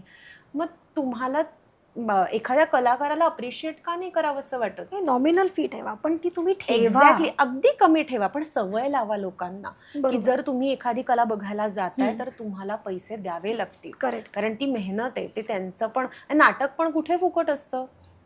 आणि लोक जातात ते बघायला. एक्झॅक्टली. कारण ते त्यांनी आता अर्थात. ते पूर्ण वेगळं आहे, तो भागच पूर्ण वेगळा आहे. पण सवय लागली ना लोकांना की ते होईल. आणि ते काम मात्र कलाकाराचं आहे, प्रेझेंट करणाऱ्या, की त्यांनी सवय लावली पाहिजे. खरंय. म्हणजे फुकट करायचं नाही, फुकट द्यायचं नाही. एक्झॅक्टली. आणि तुम्हाला जर असं वाटतंय की ठीक आहे, एखाद्या देवस्थानी तुम्हाला बोलवलंय, तुम्हाला ट्रॅव्हलिंग अलाउन्स मिळतोय, डेफिनेटली करा. तुमची श्रद्धा तो तुमचा भाग आहे. किंवा तुम्हाला कुठेतरी एखाद्या एनजीओला डोनेट करायचं आहे तुमच्या परफॉर्मन्सचं, हे डेफिनेटली करा. काही ठिकाणी आपण करतोच, असं नाही हे करत, पण जिथे शक्य आहे तिथे तुम्ही ठेवलंच पाहिजे. कारण त्याशिवाय तुमची किंमत नाही राहणार. बरोबर. अगदी बरोबर. आता आपण हे एवढं सगळं बोलत असताना ज्या तरुणांना तरुणींना ह्या क्षेत्रात करिअर करायचं आहे, त्यांना तू काय सल्ला देशील? प्रॅक्टिस वगैरे ह्या सगळ्या गोष्टी तर डेफिनेटली आल्याच, पण मला असं म्हणायचं आहे की त्यांना यात करिअर करायचं आहे हे त्यांनी आधी डिसाईड का केलं हे त्यांनी हे विसरलं नाही पाहिजे. ओके. म्हणजे त्यांना परफॉर्मर म्हणून जायचं आहे, त्यांचं आधी एम फिक्स्ड असलं पाहिजे की मला परफॉर्मिंग आर्टिस्ट म्हणून नक्की कशातनं अर्निंग घ्यायचं आहे. कारण काय होतं, रियाज महत्त्वाचा आहे, बरोबर, कन्सिस्टन्सी महत्त्वाची आहे. तुम्ही स्वतःला प्रेझेंट कसं करताय सगळ्या प्लॅटफॉर्मवर हेही महत्त्वाचं आहे आजच्या काळात. तुम्ही जे इन्स्टिट्यूट सुरू करणार असाल तर तुम्ही सुरुवात करताना तुमची फायनान्शियली कसं तुम्ही सगळं मॅनेज करणार आहात, हे सगळंच महत्त्वाचं आहे. या गोष्टी तर आल्याच. आणि माझ्या मते जेव्हा एखादी व्यक्ती ठरवते की तिला करिअर करायचंय, तेव्हा तिला या सगळ्या गोष्टींची व्यवस्थित कल्पना असते. बरोबर. पण तिला हे माहिती नसतं की आपल्याला एक्झॅक्टली कशातनं इन्कम हवंय. काय होतं, क्लासेस हा सगळ्यात सोपा ऑप्शन असतो आणि ते सुरूच करतात, म्हणजे ओके आपण हे करूया.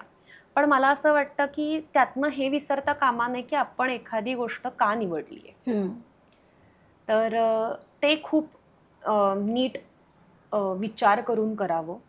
म्हणजे जर परफॉर्मन्सेस असेल तर मला कुठे आधीच माहिती असावं की मला काय करायचं आहे. मी स्वतःशीच कॉम्पिटिशन करून करणार आहे का मला कुठेतरी बाहेर जाऊन परफॉर्मन्सेस मिळवायचे, ते करायचे, स्वतःला आधी सगळीकडे एस्टॅब्लिश करायचं आहे का. कारण काय होतं ना, आपल्याकडे माहितीच नसतं की काय काय करायचं करायचं? एक्झॅक्टली, हम्म. किंवा ह्यातनं अर्निंग अजून कसं कसं आहे हे माहिती नसतं, स्कॉलरशिप्स माहिती नसतात. हम्म. त्यामुळे ज्या सगळ्या ऑपॉर्च्युनिटीज आपल्यासाठी आहेत त्याचा व्यवस्थित अभ्यास करायचा हम्म. आणि मगच कुठल्याही क्षेत्रात पडायचं. कारण तुम्ही चांगलं करताय, तुम्ही वेळ देताय, पण काय होतं ना, नंतर मग जर आपल्याला हवं तसं त्यातनं अर्निंग नाही झालं हम्म. हम्म. तर एक बॅकअप पण पाहिजे. म्हणजे मी Correct. असं अजिबात म्हणणार नाही की तुम्ही चांगले डान्सर नाही म्हणून हम्म. तुमचं इन्कम नाही, पण खूप असे प्रॉब्लेम्स येऊ शकतात. किंवा तुमची एनर्जी तुम्हाला कधी कधी चॅनलाइज नाही करता हां, येत. किंवा मे बी तुमचं टीचिंगमध्ये नाही आहे, पण तुम्ही परफॉर्मर चांगले आहात, राईट. किंवा तुम्ही स्वतः खूप चांगले परफॉर्म करताना तुम्ही फक्त एका एरियापुरता मर्यादित राहिला आहेत का, मग तुम्हाला ते चालणार आहे का?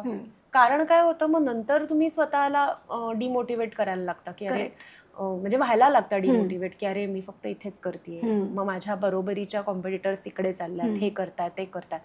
बट तुम्हाला तुमचं फिक्स करायचं आहे की माझं आयुष्यातलं एम काय आहे आणि त्यातनं माझं अर्निंग कसं होणार आहे Correct. हे प्रॅक्टिकली करायचं आहे. कारण काही लोक इमोशनली या सगळ्याचा विचार करतात, मोस्ट ऑफ दी आर्टिस्ट करतात की नाही मला हे माझं पॅशन आहे, मला करायचं आहे. पण भविष्यात तुम्हाला खूप चॅलेंजेस येतात, सगळ्या गोष्टी तुम्हाला करायच्या आहेत ऑन युअर ओन आणि इंडिपेंडेंटली जर जगायचं आहे तर तुम्हाला ह्या सगळ्याचा व्यवस्थित प्लॅनिंग आणि अभ्यास गरजेचा आहे. कारण रियाज तो तुम्ही तसाही करणार आहात, हो. पण तेवढं नाही पुरत. नाही, म्हणजे सेल्फ अनालिसिस होणं खूप हो, महत्वाचं आहे. आणि सतत अभ्यास करणं. कारण काय होतं ना, आता खूप गोष्टी येतात नव्या नव्या.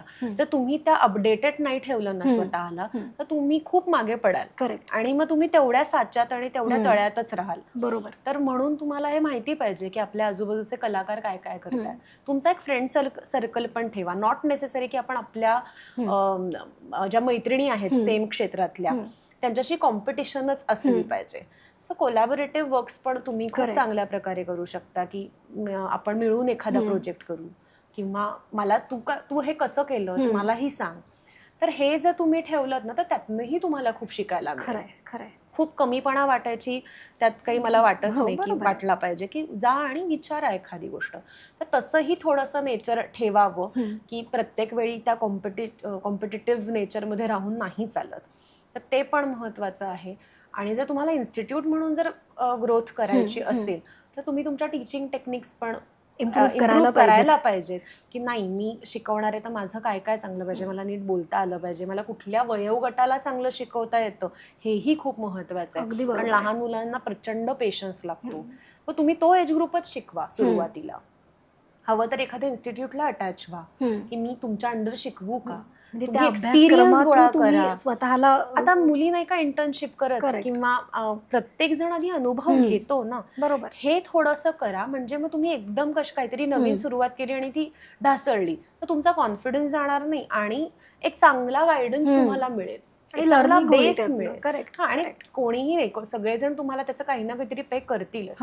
तर तुमच्या सुरुवातीच्या काळामध्ये तुम्ही जितका अभ्यास कराल, जितक्या नवीन संधींकडे लक्ष द्याल, तर ह्या सगळ्या गोष्टीचा तुम्हाला खूप फायदा होईल.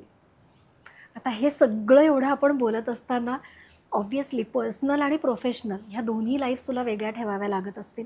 आणि प्रोफेशनल लाईफमध्ये परत you are again a performer and then an instructor. मग पर्सनल लाईफ प्रोफेशनल लाईफमध्ये परत दोन, हे तू सगळं कसं मॅनेज करतेस? खरं सांगायचं तर मला कुठल्याही माझ्या पर्सनल लाईफ इन्सिडेंटचा माझ्यावर खूप जास्त इम्पॅक्ट होतो. आणि ॲज अन आर्टिस्ट असेल कदाचित त्यामुळे माझ्या येस डेफिनेटली आर्टवर त्याचा इम्पॅक्ट होतो. ओके. हे मला मधल्या काही काळामध्ये जाणवलं. पण मला असं खूपदा की जेव्हा जेव्हा मी माझ्या काय म्हणतात लो याच्यात होते पर्सनल लाईफमध्ये, तेव्हा मला माझ्या कलेनीच तारलंय. अच्छा.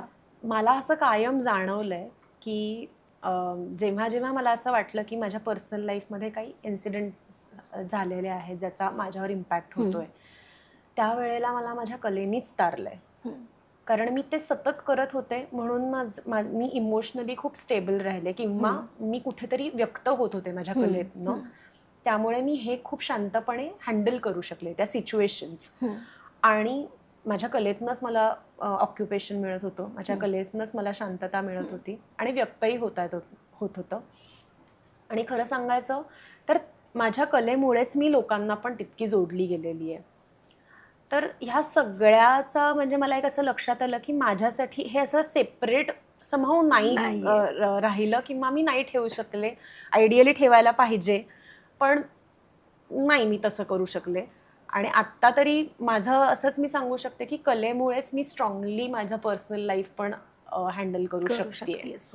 कारण Correct. ते मला कलेनी ताकद मिळते जी काही आहे ती. ही जी काही एनर्जी आहे ती तुला तुझी कला देते, कारण ते तुझं पॅशन आहे. येस. आणि गेली अनेक वर्ष तू ते सातत्याने करतेस. हो. त्यामुळे नाही, आणि मला असं वाटतं जे आपण करतो ना इतके वर्ष रियाज किंवा काय, आणि काही काळ असा असतो की जेव्हा तुम्हाला वाटतं की तुम्ही फिजिकली फिट नाही आहात किंवा खूप काही गोष्टी तुमच्या आजूबाजूला घडत असतात आणि तुम्ही थोडा डिस्टर्ब असता, पण तेव्हाचा केलेला रियाज, तेव्हाची केलेली प्रॅक्टिस तुम्हाला त्यावेळेसच्या येणाऱ्या परफॉर्मन्सेसला पण तारून देते. नेते. खरंय. आणि मग तेव्हा जाणवतं की नाही, आपण जे काही आधीपासून जे कन्सिस्टंटली करत आलोय ना, त्यामुळेच हे शक्य आहे, अदरवाईज हे नसतंच पॉसिबल झालं.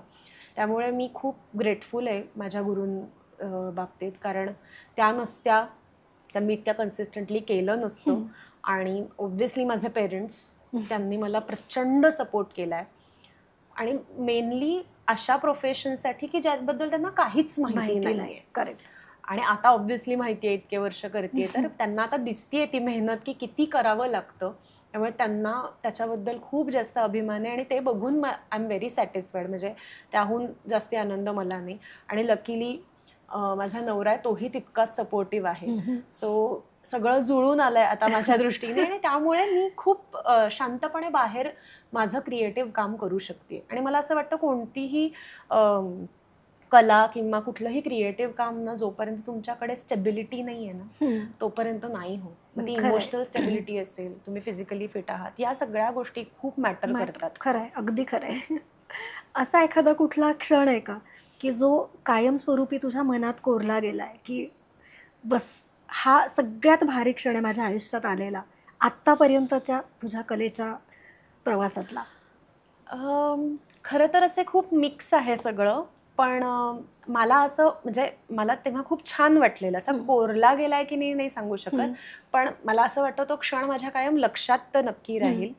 आमच्या पदन्यासचा 50वा वर्षाचा कार्यक्रम होता. तेव्हा बाई होत्या आणि सगळ्या जुन्या विद्यार्थिनी ज्या साधारण 50-60च्या असतील त्या आलेल्या. अरे वा. आणि आम्ही जवळजवळ 3-3.5 तासाचा कार्यक्रम केला होता, ज्यात 15 सिक्वेन्स होते, त्यात 13 तुम्ही परफॉर्म करत होते. वा.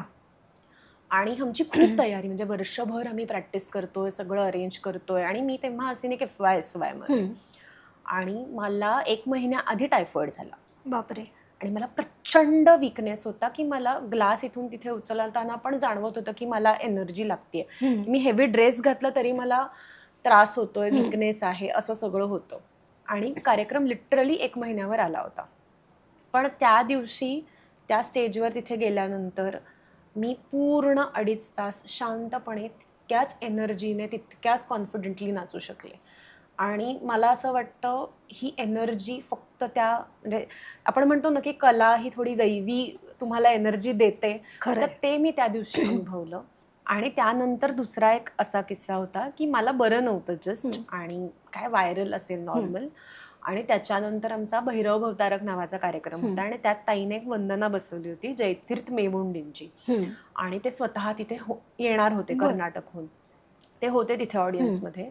आणि मी प्रचंड, म्हणजे माझं वजनही उतरलं होतं आणि मी खूप, म्हणजे मला जाणवत होतं की माझ्यात नाही आहे एनर्जी. आणि 10 मिनिटं ती वंदना करणं पण सोपं नव्हतं, कारण खूप अवघड कोरिओग्राफी होती. पण समहाव स्टेजवर गेले, छान परफॉर्म केलं तेवढ्याच एनर्जीने. त्याला हे मिळाला, वन्स मोर मिळाला. आम्ही परत तेवढ्याच एनर्जीने दुसऱ्यांदा नाचलो. सो जिथे मला स्वतःवर अशी शंका जेव्हा जेव्हा आली की ड्यू टू हेल्थ रिझन्स की मी हे करू शकीन का, तेव्हा स्टेजवर गेल्यानंतर मला माहित नाही ते माझ्याकडून कसं झालं. आणि तेव्हापासून मला असं झालं की नाही, आपण जे प्रामाणिकपणे काम करतोय ना, किंवा आपण प्रामाणिकपणे सतत मनापासून जे काही देतोय ना कलेला, त्याच्या 10 पटीने आपल्याला मिळतंय. अगदी बरोबर. आणि ती ताकद आणि ती मसल मेमरी असेल किंवा जे काही असेल, जी एनर्जी असेल, त्याच्यामुळे ते परफॉर्मन्सेस कायम लक्षात राहतील. क्या बात आहे. तुझा परफॉर्मन्स बघून किंवा तुमच्या संस्थेचा एखादा परफॉर्मन्स बघून तुझ्याकडे जर एखादा लहान मुलगा किंवा मुलगी आली की मला पण आता कथ्थक शिकायचं आहे, कारण ते सगळं बघून तो किंवा ती अशी खूप भारावलेली असते, तर त्यावेळी तू त्यांना काय सांगशील? मी त्यांना एकतर मला हे माहीत नसणार आहे की ते कथक काय समजून इकडे आलेले आहेत, म्हणजे त्यांच्यासाठी कथक काय, त्यांची कन्सेप्ट काय कथक म्हणजेची, हे मला माहीत नाही आहे. त्यामुळे मी त्यांना फक्त इतकंच म्हणेन की ओके देन ग्रेट, आधी मुळात फक्त एक्सपिरियन्स करा काय आहे, खूप आधीच विचार करून येऊ नकात. आणि तुमचं जे काही आहे, म्हणजे तुम्ही जे काही घेऊन आलाय डोक्यात त्याला आधी बाजूला काढा, एक फ्रेश कोरी पाटी घेऊन माझ्याकडे या, तर तुम्ही जास्त चांगलं एक्सपिरियन्स करू शकाल. कारण कथक ही अशी गोष्ट आहे ना, किंवा कुठलाही नृत्य प्रकार शास्त्रीय, की जोपर्यंत तुम्ही त्यात मिनिमम 3 वर्ष घालवत नाही तोपर्यंत तुम्हाला कळत नाही की तुम्ही एक्झॅक्टली काय शिकताय. करेक्ट. त्यामुळे आधी त्यांना हे कळायला लागेल की ते काय शिकतायत. सो येस, त्यांना मी म्हणेन फक्त एक्सपिरियन्स करा आणि फक्त कोरी पाटी घेऊन माझ्याकडे या. वा, मस्त. कॅज्युअल गप्पा विथ नेहाच्या 50व्या एपिसोडला आपण खूप मस्त गप्पा मारल्या, त्यासाठी तुझे खूप खूप आभार. मी पण तुमचे खूप खूप आभार मानेन. आजच्या गप्पां खरंच खूप रंगल्या आणि मी पण खूप मनमोकळेपणाने बोलले. मला असं कुठेही जाणवलं नाही की मला असा खूप विचार करायला लागतोय. खूप फ्लोमध्ये आणि मनापासून मी माझे विचार इथे मांडले आणि मला खूप मजा आली. Thank you so much. थँक्यू. आजच्या या गप्पांमध्ये रेणुकाशी बोलत असताना आपण एका कलाकाराचं आयुष्य कसं असतं, त्याचा प्रवास कसा असतो, गुरु शिष्य परंपरेचं महत्त्व काय आहे, शिकणं हे किती महत्त्वाचं आहे आणि करिअर अपॉर्च्युनिटीज काय आहेत, यासारख्या अनेक विषयांवर खूप छान गप्पा मारल्या. जर तुम्हाला रेणुकाशी कॉन्टॅक्ट करायचा असेल तर तिचे डिटेल्स मी डिस्क्रिप्शन बॉक्समध्ये दिलेले आहेत. तुम्ही कधीही तिला कॉन्टॅक्ट करू शकता. आय होप तुम्हाला हा एपिसोड नक्कीच आवडला असेल. आपण पुढच्या भागात भेटणारच आहोत. तोपर्यंत stay tune and follow casual गप्पा विथ नेहा.